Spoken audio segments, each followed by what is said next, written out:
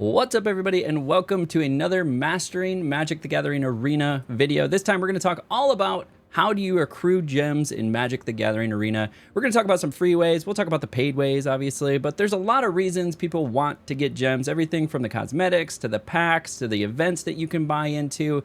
But there's a lot of free ways that people might not know about that will help you earn some gems that you can then spend in the game and thus not feel like such a free-to-play player. You actually get to use some of that premium currency. So let's go ahead and take a look at some of the more obvious ways to accrue gems is to obviously buy them. See if I can get my big head out of the way. At the 750 gems for five bucks, not terrible. And then it just moves up from there, going to the 1600 gems for 10 bucks. 3,400 for 20, 9,200 for 50, and then 20,000 for 100. Now, you probably clicked on this video because you're like, I don't want to buy gems. I want to figure out how to earn gems. Well, there's some tricks that you can do. One thing that I would take a look at and keep an eye out is sometimes they do a little deal where you can exchange gold for gems. There's not currently one active, but you'll see it in sort of this like daily offer thing.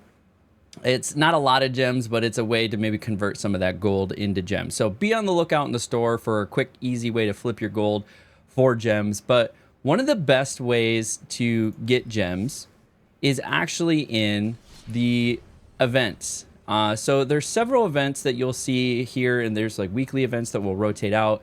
But the sealed events tend to be the best way to do it. So you can do things like quick draft. There's also Premier Draft, which is the draft against other folks. But if we click into that, you'll see here that you can actually buy in for gold. So 10,000 gold, it's not cheap, but as you get wins, you will see the amount of gems increase. So one win will get you 50 gems, or 0 wins will get you 50 gems. One win will get you 100, 250, 3 is going to get you 1,000 gems, 4 is going to get you 1,400, 5 is going to get you 1,600, and then 6 wins will get you 1,800 gems, and then 7 wins will get you the 2,200 gems. So there's definitely some ways to churn that gold if you're decent at drafting into gems. But you may say, well, I'm not that big of a drafter. I preferred constructed. Well, there's constructed ways too to get gems. So you can do these alchemy events or the explorer events, traditional events, historic, and then one of my favorites is doing the standard events. So you can do the standard best of 3 events. Again, you can buy in for gold, so 5,000 gold, and then as you get wins, those gems will increase. If you're going to be playing standard anyways, and you have some gold laying around, we had another video. We'll link it below or somewhere around here.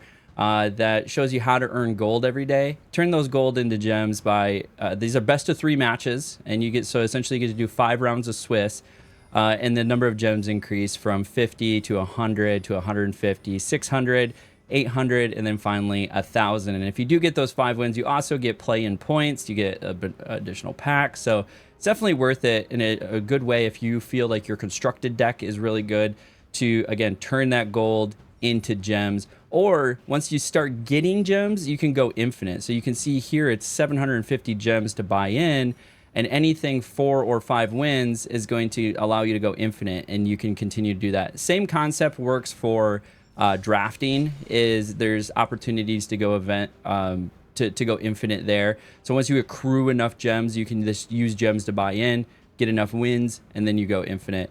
And there's a bunch of different types of standard events. You'll see this one is not a best of 3. This is a best of 1. It does allow you to lose up to 3 times, but you're still targeting that max number of wins. And it is about half of the rewards of a best of 3. As you can see here, at 7 wins, you're going to get 500 gems. And you'll still get the play-in points and the packs and everything like that, but it's also half the cost to enter. So if maybe you're not as confident, you don't want to, don't have that 5,000 gold sitting around, might be a cheaper way for you to get in, start earning some gems, maybe do this a couple times, slowly build your bankroll, and then you can start going infinite with either doing the best of 1 plays or the best of 3 with the traditional. And they have them in all of your favorite game modes. So you'll see that here from standard. We'll see it for Historic. We'll see it for Explorer. They have it for Alchemy as well. And I imagine when Explorer goes to Pioneer, you know, we'll see that there as well. But then, like I said, we'll have it here in the draft format. I believe even sealed. If you want to do sealed versus draft, maybe you feel like you're a little bit better there. This is a way, again, where you're going to have to buy in for gems, but if you get to that 7 wins, you'll get more gems back than you bought in. So this is all about going infinite and playing the mode that you're most confident in to either turn that gold into gems or eventually get enough gems to go infinite. So once you have those gems, though, another way to recoup your loss, if you will, is the mastery tree. So you don't get any gems for the free-to-play battle pass or mastery pass that you see. So that's the top row. You just get packs every other level. You do get some orbs every now and then, but there's no gems to earn on that top level. However, is a bunch of gems to earn on the bottom level. So you do start to get some of your money back. It is, I believe, 3,400 gems to buy in, but then you'll get gems along the way to help recoup some of that. So there was 300, there's another 300, so 600, another 300, 900, another 300, making it 1,200. And then so you get about 1,200 back. So all in all, if you get that last gem reward, which was at level 63, you were really buying into the battle pass at 2,200 gems. So if you do really like the cosmetics, you want to get a bunch of the free packs, you know, that's a good place to sink your gems, but still earn some of them back and overall make that battle pass cheaper for you. So just to recap, one of the best ways to earn gems and in a free-to-play way is going to be turning those events into gems. So do your quick drafts, buy in with gold, do your premier drafts, buy in with gold, well, really, it's all profit from there as far as gems go. But once you get enough gems, you can start going infinite, start getting those 5 or start getting those 6, 7 wins, going infinite, earning gems while you play. You can do the same thing in sealed events, as well as in best of 1 and best of 3 in your favorite game mode. And so if you're going to be playing those game modes anyways, it might be a good way to spend your gold and then move that gold into gems simply by winning. So that's going to be my recommendations for you on how to best earn gems. That's how I build up my gems. I'll play best of 3 events. I really play a lot of like the standard events. When I am drafting, going infinite is generally my goal while drafting. I feel like I'm successful then if I'm getting enough wins to go infinite in drafting. That's where it starts to feel really good.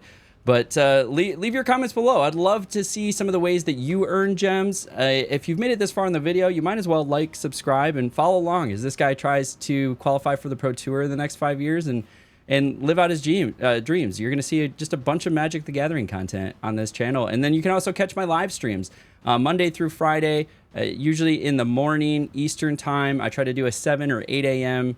Eastern time start, sometimes earlier if I can ever make it. The goal is actually 6 a.m., but I never quite make it there. But that's an aside. So usually around 7 or 8 a.m. Eastern time. Come hang out with us as we play Magic the Gathering. We're going to be playing a lot of Standard as it is the RCQ season for Standard. So all that to be said, thank you for hanging out. And until next time, we'll catch you at the table.